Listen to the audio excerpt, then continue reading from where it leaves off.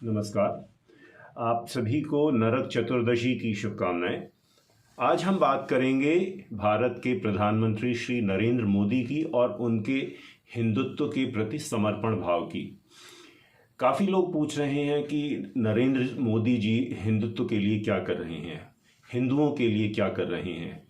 हमने उनको 2 बार प्रधानमंत्री बनाया और उन्होंने अभी तक हिंदुओं के लिए कुछ भी नहीं किया। कुछ दिनों से मैं इन सब बातों को मैं ट्विटर और कई सोशल मीडिया प्लेटफॉर्म पर सुन रहा हूँ। मैंने सोचा कि मैं आपके साथ अपने विचार शेयर करूँ, आप भी अपना विचार मेरे साथ शेयर करें। देखिए, मेरे हिसाब से नरेंद्र मोदी हिंदुत्व के लिए और हिंदुओं के लिए जो काम कर रहे हैं उसको समझने की आवश्यकता है। सबसे पहली बात तो ये कि वे जब भी कहीं जाते हैं वे हमेशा अपने धर्म और अपनी संस्कृति को अच्छे से प्रस्तुत करते हैं। मैंने उनको आज तक कहीं नहीं देखा, किसी भी ऐसे मंच पर नहीं देखा जहां पे वो किसी अरबी या तुर्की या फारसी शब्द का प्रयोग कर रहे हैं।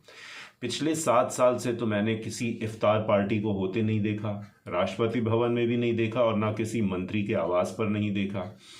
तो फिर आप ये कैसे कह सकते हैं कि मोदी जी हिंदुओं के लिए कुछ नहीं कर रहे। पहले की सरकारें जो थीं वो तो इफ्तार के कारण मुस्लिम समाज को बहुत ज़्यादा प्रोत्साहन देती थी, किंतु क्या आप इफ्तार को देख रहे हैं? मैं तो नहीं देखता। इसके अलावा मोदी जी और उनके मंत्री जी, लेकिन मैं यहाँ सिर्फ मोदी जी की ही बात करूँगा, उन्होंने जिस प्रकार से प्रखर हिंदुत्व की बात की है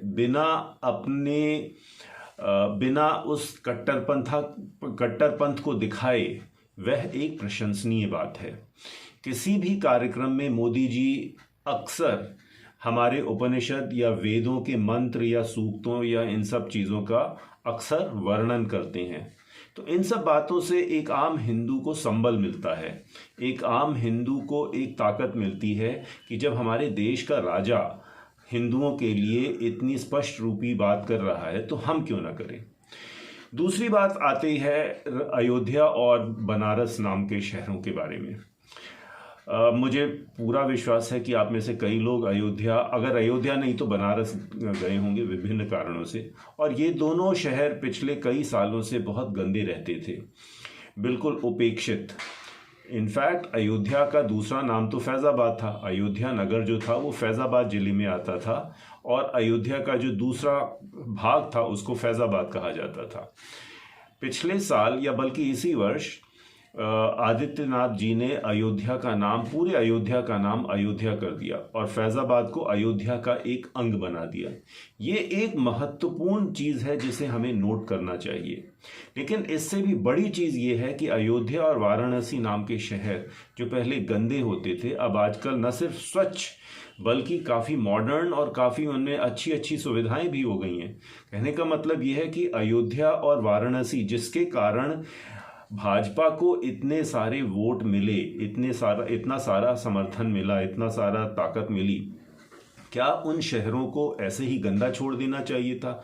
क्या भाजपा का इन शहरों के लोगों के प्रति कोई उत्तरदायित्व तो नहीं था? उत्तरदायित्व तो था, इसीलिए तो मोदी जी के नेतृत्व में इन 2 शहरों में, इन 2 नगरों में काफ़ी अच्छी व्यवस्थाएं और सुविधाएं आ गई हैं।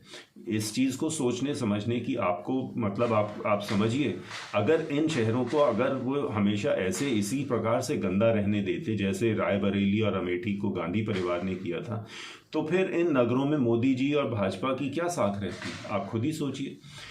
तीसरी चीज़ जो ये है कि ये सिर्फ मोदी के साथ ही हो सकता था, ये सिर्फ मोदी जी ही कर सकते थे कि उन्होंने इतने एक शक्तिशाली व्यक्तित्व जिसका नाम महंत आदित्यनाथ है उनको उभरने के लिए प्रोत्साहित किया। आप ये कह सकते हैं कि मोदी जी महंत आदित्यनाथ के प्रति थोड़े सशंकित हैं और जलंतु हैं और ये हैं और वो हैं, किंतु इसका कोई प्रमाण नहीं मिलता। और सबसे बड़ी बात तो ये है कि आप पार्टी में या किसी भी संगठन में तभी चढ़ते हैं जब आप मजबूत होते हैं।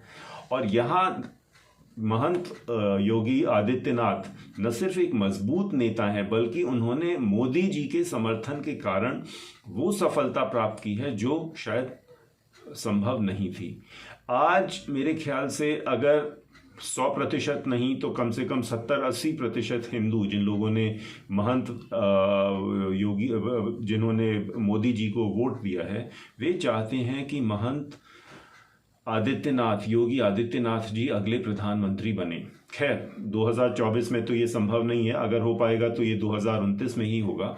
लेकिन मोदी जी के समर्थन के बिना, मोदी जी की ताकत के बिना आदित्यनाथ जी उत्तर प्रदेश में शायद वो काम नहीं कर पाते जो उन्होंने किया है। इसका मतलब ये नहीं कि योगी जी की खुद की कोई ताकत नहीं है, योगी जी की खुद की ताकत तो है ही, किंतु उनके पीछे मोदी जी जैसा एक सशक्त नेता खड़ा है।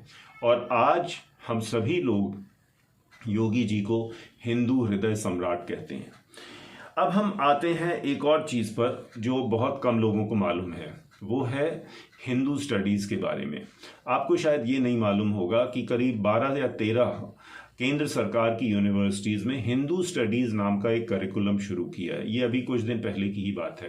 हिंदू स्टडीज़ में क्या पढ़ाया जाएगा? हिंदू स्टडीज़ में हमारे वेद, हमारे शास्त्र, हमारे उपनिषद, हिंदुओं और जो बाकी जो हिंदुएतर जो हमारे विचार हैं, जैन या बौद्ध या सिख, इन सभी परंपराओं के बारे में हिंदू और इन्हीं पंथों के नेताओं द्वारा पढ़ाया जाएगा। इसका मतलब ये है कि सबसे पहली बात तो ये कि जो पहले हिंदू शब्द लोगों से, जो हम लोगों को चिढ़न होती थी, अब वह शब्द हमारी एजुकेशनल करिकुलम में आ रहा है। इस चीज़ के ऊपर हम सभी को गर्व होना चाहिए और इस चीज़ को हमको ये मानना चाहिए कि मोदी जी ने देर से सही, लेकिन उनके शिक्षा मंत्रालय ने ये एक बहुत बड़ा कदम उठाया है। एक चीज़ और मैं बताना चाहूँगा। मैं चूंकि दिल्ली में रहता हूँ तो इसलिए मेरी दृष्टि दिल्ली को बहुत अच्छे से देखती है। जब तक मोदी जी प्रधानमंत्री नहीं बने थे तब तक दिल्ली का जो संभ्रांत वर्ग था वो IIC और ये जितने भी बड़े बड़े क्लब थे उनमें जाकर वो अपना हिंदू वमन करता था। किंतु जब से मोदी जी आए हैं, प्रधानमंत्री बने हैं, उनके कारण, भारतीय जनता पार्टी की सरकार के कारण, कम से कम दिल्ली का जो अभिजात्य वर्ग है, जो IIC और जो अलायंस फ्रांकाई और जो इंटैच में बैठकर जो हिंदुओं के खिलाफ जो अनर्गल प्रलाप करता था, उस चीज़ के ऊपर रोक लगी है। मैं काफ़ी ऐसे सेमिनार्स में जा चुका हूँ जहाँ पे हिंदुओं के बारे में, जहाँ पे हिंदू दर्शन के बारे में एक अच्छा वाद विवाद होता रहा है। इस चीज़ को हमें ध्यान में रखना चाहिए। दूसरी चीज़ ये है कि CAA जैसे जो कानून हैं उनके कारण जो बाहर जो विदेश में जो हिंदू रहते हैं, विशेषकर जो पाकिस्तान, बांग्लादेश और ऐसे देशों में जो हिंदू रहते हैं जहाँ पर उनके ऊपर बहुत ज़्यादा ज्यादतियाँ हुई हैं, उनके प्रति भारत सरकार ने एक बहुत ही सहानुभूति वाला रवैया अपनाया है और इन सब देशों के हिंदू अब यहाँ पे आसानी से वीज़ा प्राप्त कर सकते हैं। क्या आप यह चीज़ सोनिया गांधी या मनमोहन सिंह या PV नरसिम्हा राव के राज्य में आप इसकी कल्पना कर सकते थे? मेरे ख्याल से तो नहीं। तो मैं कहने का मतलब ये है कि मोदी जी जब से आए हैं तब से उनकी सरकार ने हिंदुओं के लिए काफ़ी बड़े कदम उठाए हैं। उन सारे कदमों को हमें एक निष्पक्ष दृष्टि से देखना चाहिए। कहाँ कमी है उसके बारे में हमें सोचना चाहिए और बताना चाहिए।